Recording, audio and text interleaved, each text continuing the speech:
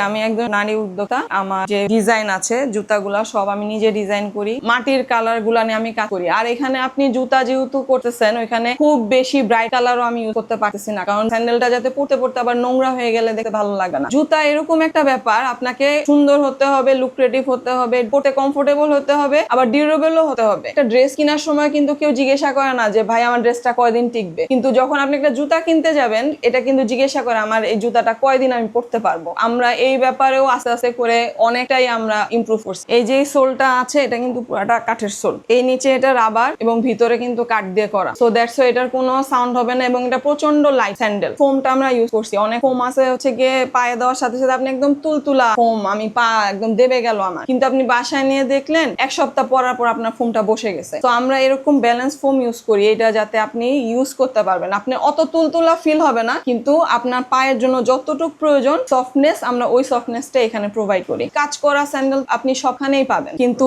একটু রুচিশীল স্যান্ডেল যদি খুঁজেন আপনি আমার কাছে চলে আসতে পারেন, আমি শিওর আপনার পছন্দ হবেই। এটা আমার স্যান্ডেল, এটা হচ্ছে গিয়ে 1.5 ইঞ্চি বুস্টার, ওয়েজেস হিল বলে এটাকে, ওয়েজেস হিলে করা, কমফোর্টেবল। এটা শাড়ি অথবা সালোয়ার কামিজ অকেশনালি পরার জন্য করা। জুতা আমরা মনে করি যে আচ্ছা জুতাটা ওরকম কিছু না, কিন্তু আসলে আপনার পার্সোনালিটির অনেক বড় একটা ফ্যাক্টর। যারা একটু সফিস্টিকেটেড তারা সব সময় আপনার পায়ের দিকে আগে তাকাবে, আপনার ফুটওয়্যারটা কিরকম, আপনার ব্যক্তিত্বের একটা অনেক বড় পরিচয় আপনার ফুটওয়্যার। আমরা 30,000 টাকা দিয়ে আমরা স্টার্ট করি, 4 ডজন না 5 ডজন মাল দিয়ে আমরা এই বিজনেসটা স্টার্ট করি। তো আল্লাহর রহমতে এখন আমার তো প্রত্যেক মাসে 100-150 ডজন মাল আমার সেল হয়। তো লাস্ট মান্থে আমাদের 4.5 লাখ টাকা সেল হয়েছে। আমরা যখন বিজনেস স্টার্ট করি আমাদের একটা গোডাউনও ছিল না, যে আমরা নিজের টাকা দিয়ে করা, তো প্রত্যেকটা টাকা পাই। এখন আমি যদি এজেন্সি হায়ার করি যে আমার অ্যাড রান করে দিবে, এরকম আমাদের কাছে ক্যাপিটাল ছিল না। তো আমি ইউটিউব ভিডিও দেখে দেখে দেখে দেখে প্রথম আমি ডিজিটাল মার্কেটিং শিখি, এডিটিং শিখি।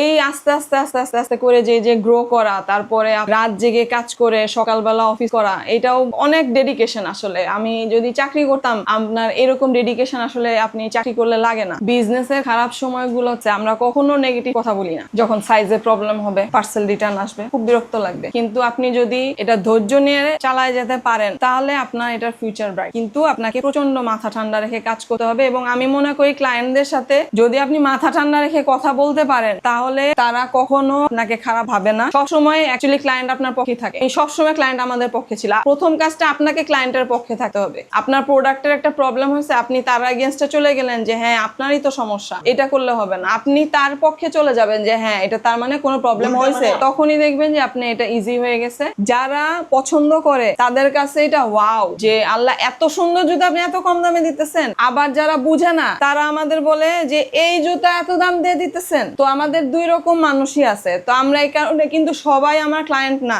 আপনি যেই বিজনেসই করেন আপনাকে ফার্স্ট আপনার ক্লায়েন্ট বুঝতে হবে। সবাই পৃথিবীর আপনার ক্লায়েন্ট না, সবার আপনার জিনিস পছন্দ হবে, আপনি যত ভালো ডিজাইনই হোক। আড়ং এর ডিজাইনেও অনেকের ভালো লাগে।